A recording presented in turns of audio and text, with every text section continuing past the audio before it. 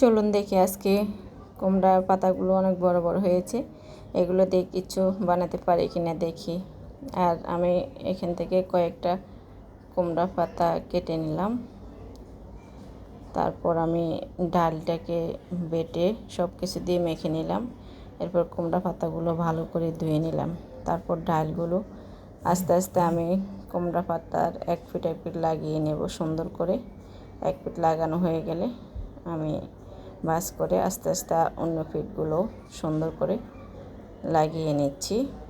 এদিকে তেলটাও গরম হয়ে গেল, তাই একটা একটা করে কুমড়া পাতার বড়াগুলো আমি দিয়ে দিলাম। এক ফিট হয়ে গেলে আমি আরেক ফিট উল্টে দিচ্ছি। এই কুমড়া পাতার বড়াগুলো অনেক সুস্বাদু। ডাল দিয়ে কুমড়া পাতার বড়াগুলো আপনারাও ট্রাই করবেন, অনেক মচমচে, খেতে অনেক ভালো লাগে।